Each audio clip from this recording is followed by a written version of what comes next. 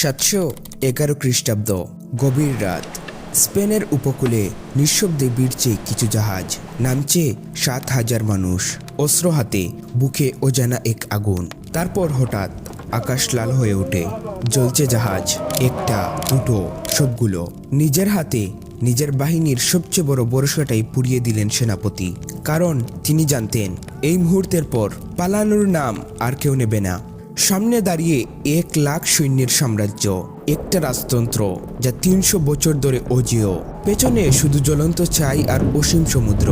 এটা আত্মহত্যা নাকি ইতিহাসের সবচেয়ে সাহসী জুয়া? সেনাপতির নাম তারিক বিন জিয়াদ।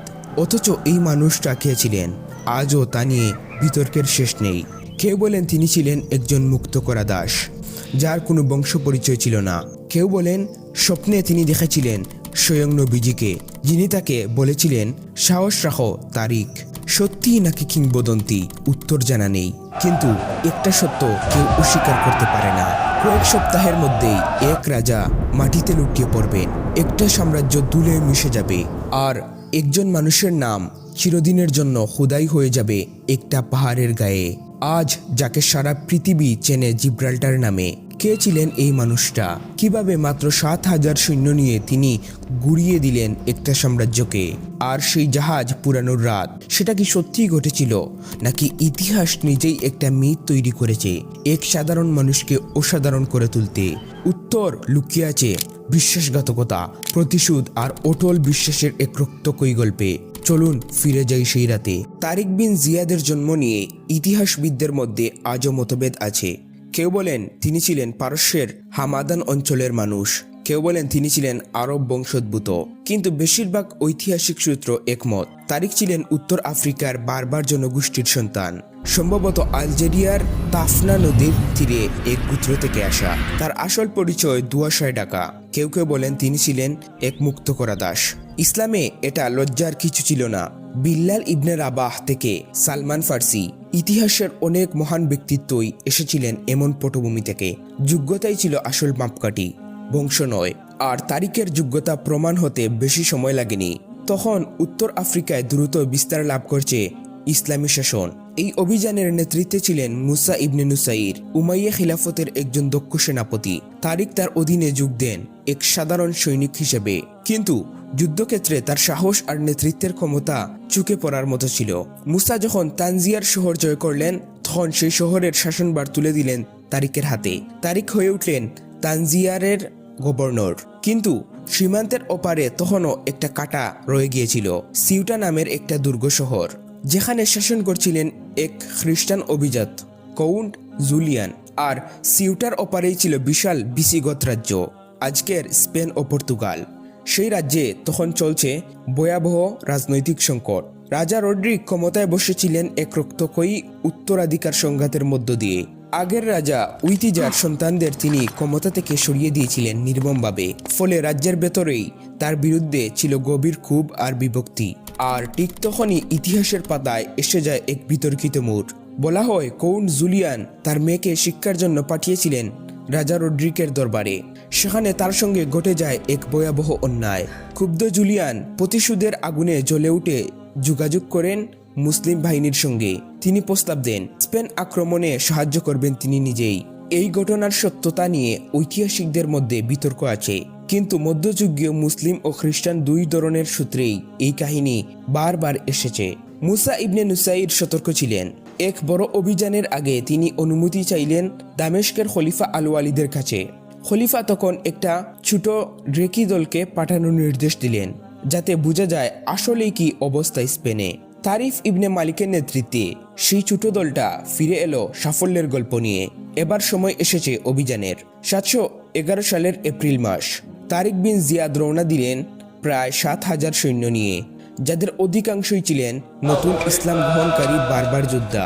জিব্রাল্টার প্রণালী পাড়ি দিয়ে তারা অবতরণ করলেন স্পেনের দক্ষিণ উপকূলে এক পাহাড়ের পাদদেশে। সেই পাহাড়ের নাম হয়ে গেল জাবাল তারিক, তারিকের পাহাড়। সময়ের সঙ্গে সঙ্গে সেটাই হয়ে উঠল আজকের জিব্রাল্টার। 1200 বছর পরও এই নামটা টিকে আছে, একজন সেনাপতির স্মৃতি বহন করে চলেছে। এখানেই আসে সেই কিংবদন্তি জাহাজ পুরানোর ঘটনা। বলা হয় অবতরণের পর তারিক নিজেদের সৈন্যদের ফিরে যাওয়ার জাহাজগুলো পুড়িয়ে দেন। তারপর দাঁড়ান সৈন্যদের সামনে, বলেন, তোমাদের পেছনে সমুদ্র, সামনে শত্রু, পালানোর কোনো পথ নেই, হয় জয় নয় শাহাদাত। এই ভাষণ ইতিহাসের বইয়ে যতটা আলোড়ন তুলেছে ততটাই বিতর্কও তৈরি করেছে। অনেক আধুনিক ঐতিহাসিক মনে করেন এটা পরবর্তীকালে যুগ হওয়া এক লুগ্যতা, কারণ মূল আরবি সূত্রগুলোতে এই ঘটনার নির্ভরযোগ্য প্রমাণ কম।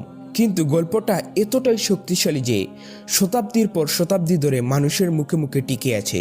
সত্যি হোক বা কিংবদন্তি, এটা তারিকের সাহসিকতার প্রতীক হয়ে থেকে গেছে। খবর পৌঁছালো রাজা রড্রিকের কাছে। তিনি তখন ব্যস্ত ছিলেন উত্তরে বাস্ক অঞ্চলের বিদ্রোহ দমনে। তড়িগড়ি করে সৈন্য জড়ো করলেন তিনি। ঐতিহাসিক সূত্র মতে সংখ্যাটা কোথাও লেখা হয়েছে 1 লাখ, কোথাও 25 থেকে 40,000। প্রকৃত সংখ্যা যাই হোক, তারিকের বাহিনীর তুলনায় সেটা ছিল বিশাল।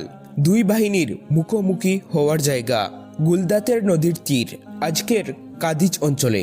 711 সালের জুলাই মাস যুদ্ধ শুরু হলো। তারিকের কাছে সংখ্যা কম ছিল, কিন্তু কৌশল ছিল প্রখর। রড্রিকের বাহিনীর একটা বড় অংশ ছিল আগের রাজা উইতিজার সন্তানদের অনুগত সৈন্য, যাদের রড্রিক নিজেই ক্ষমতাচ্যুত করেছিলেন নির্মমভাবে। যুদ্ধের সংকটময় মুহূর্তে তাদের একটা অংশ যুদ্ধক্ষেত্র ছেড়ে সরে দাঁড়ায়। রাজ্যের ভেতরের বিভক্তি হয়ে ওঠে রাজার পতনের কারণ। কয়েকদিনের তীব্র লড়াইয়ের পর ভিসিগত বাহিনী ভেঙে পড়ে। রাজা রড্রিক যুদ্ধেই নিহত হন। তার সঙ্গে সঙ্গে ধ্বংস হয়ে যায় 300 বছরের পুরনো ভিসিগত রাজতন্ত্র। এরপর যা ঘটল তার রীতিমতো বিস্ময়কর গতিতে। তারিক তার বাহিনীকে ভাগ করলেন কয়েকটা দলে। একদল রওনা দিল কর্ডোবার দিকে, আরেক দল গ্রানাডার দিকে। তারিক নিজে এগিয়ে গেলেন রাজধানী টলেডোর দিকে। শহরের পর শহর পতন হতে থাকলো, প্রায় বিনা বাধায়। কারণ ততদিনে স্পেনের নির্যাতিত ইহুদি জনগোষ্ঠী আর উইতিজার পক্ষের খ্রিস্টানরাও তারিকের পাশে দাঁড়িয়েছিল। মাত্র কয়েক বছরের মধ্যেই আইবেরিয়ান উপদ্বীপের বেশিরভাগ অঞ্চল চলে আসে মুসলিম শাসনের অধীনে। এই বিস্ময়কর সাফল্যের খবর পৌঁছালো উত্তর আফ্রিকায় মুসা ইবনে নুসাইরের কাছে। তিনি নিজেও তখন আর দূরে থাকতে পারলেন না। 712 সালে তিনি 18,000 সৈন্য নিয়ে স্পেনে পা রাখলেন। দুই সেনাপতি তারিক আর মুসা এবার একসঙ্গে অভিযান চালালেন। সারাগুসা, বার্সেলোনা একে একে পতন হলো। এমনকি পিরেনিজ পর্বত পেরিয়ে ফ্রান্সের লিয়ন পর্যন্ত পৌঁছে গেল মুসলিম বাহিনী। কিন্তু ইতিহাস বলে দুই সেনাপতির মধ্যে সম্পর্ক ততটা মিশ্রণ ছিল না। কারো কারো মতে মুসা ঈর্ষান্বিত হয়ে পড়েছিলেন তারিকের অভূতপূর্ব সাফল্যে। এই বিজয়ের ধারাবাহিকতা থামল দামেস্ক থেকে আসা এক নির্দেশে। খলিফা আল ওয়ালিদ দুই সেনাপতিকে ডেকে পাঠালেন রাজধানীতে। 714 সালে তারিক আর মুসা দুজনেই ফিরে গেলেন দামেস্কে। সেখানে তাদের সংবর্ধনা জানানো হলো বিজয়ীর মতোই। কিন্তু খলিফা আল ওয়ালিদ তখন মৃত্যুশয্যায়। পরের বছর 715 সালে তিনি মারা যান। নতুন খলিফা সুলাইমান ক্ষমতায় এলেন, আর তার সঙ্গে বদলে গেল সবকিছু। দুই সেনাপতির বিরুদ্ধে উঠল রাষ্ট্রীয় অর্থ আত্মসাদের অভিযোগ। যে মানুষটা মাত্র 7,000 সৈন্য নিয়ে একটা সাম্রাজ্য জয় করেছিলেন, রাজনীতির অন্ধকার করিডোরে তিনি হারিয়ে গেলেন প্রায় নীরবে। তারিক বিন জিয়াদের শেষ জীবন নিয়ে ইতিহাসের পাতায় খুব বেশি কিছু লেখা নেই, কিন্তু সূত্র বলে তিনি দামেস্কেই অজ্ঞাত অবস্থায় মৃত্যুবরণ করেন আনুমানিক 720 সালের দিকে। যে মানুষটা ইউরোপের ইতিহাস বদলে দিয়েছিলেন, তার নিজের শেষ দিনগুলো কেটেছিল প্রায় বিস্মৃতিতে। কিন্তু তার রেখে যাওয়া উত্তরাধিকার বিস্মিত হয়নি। তারিকের এই বিজয়ের হাত ধরেই ইউরোপের মাটিতে প্রথমবারের মতো গভীরভাবে প্রবেশ করে ইসলাম। প্রতিষ্ঠিত হয় আল আন্দালুস, এমন একটা সভ্যতা যা পরবর্তী প্রায় 800 বছর ধরে ইউরোপে বিজ্ঞান, দর্শন আর স্থাপত্যের আলো ছড়িয়েছিল।